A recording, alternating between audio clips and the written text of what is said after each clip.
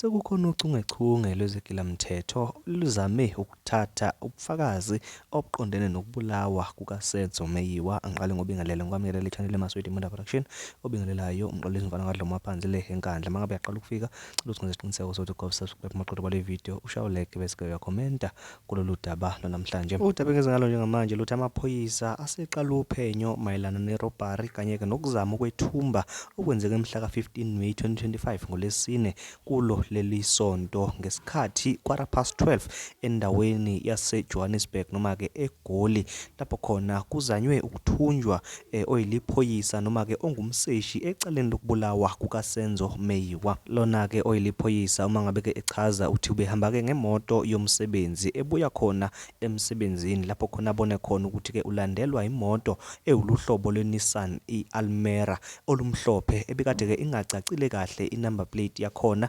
emlandeleke yaze yafika lapho ekwaze khona ukuthi imvalele yena-ke ngemoto yakhe engakwazi ukuphunyula. Kule moto-ke bekade kunabesilisa abathathu abangakuleli lomzansi Afrika, omunye wabo bekade-ke ehlomile. Babeke sebekwazi-ke ukumvalela, bamcindezela, bemphuca-ke isibhamu somthetho, ipistili oluyihlobo lwe-9mm i-Z88 kanye-ke namakhasethi amabili abekade-ke gcwele izinhlamvu ezu-15 kanye-ke nesikhwama se-laptop besikade sithwele i-laptop oluhlobo lwe-Lenovo kanye-ke nama-USB amabili athwele-ke ubufakazi noma-ke ulwazi mayelana-ke necala likaSenzo Meyiwa. Babeke sebethatha-ke ama-copies ezitatimende kanye-ke namanye ama-documents alo-ke leli cala kanye-ke futhi nomfanekiswano wamaphoyisa nakho konke okuqondene naye okufana-ke nama-ID kanye-ke nama-bank cards. Lezi insizwa-ke zibeke seyizama ukumforce ukuthi-ke angene ebhuthini yale monto bekade-ke behamba ngayo,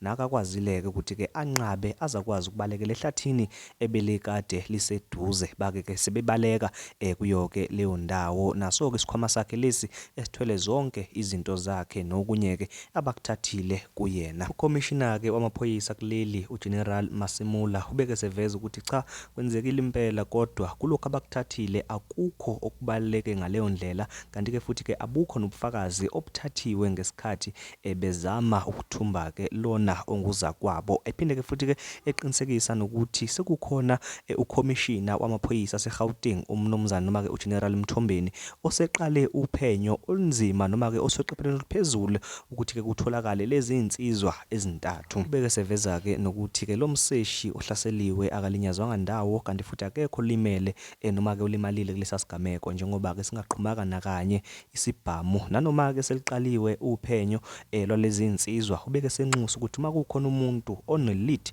noma-ke onolwazi ngokuthile okuthinta-ke lolu daba uyacela ukuthi-ke kusizwe amaphoyisa aphenyayo. Kodwa-ke uthi kukho konke okwenzekile icala alizukuphazamiseka ndawo, luzobuyela kusasa enkantolo njengoba-ke bekuhleliwe. Nganza kwethu cela ukuthi ngiligoqe lapha lolu daba, hlangana ema-comments ungitshela ukuthi-ke wena ngabe ucabangani ngalolu daba. Ingabe-ke abantu abebekade bezama ukuphazamisa umbuso ekutheni uthole ubulungiswa ekubulaweni kaSenzo Meyiwa, noma mhlambe cha kubeke nje ukuqondana kwezigameko?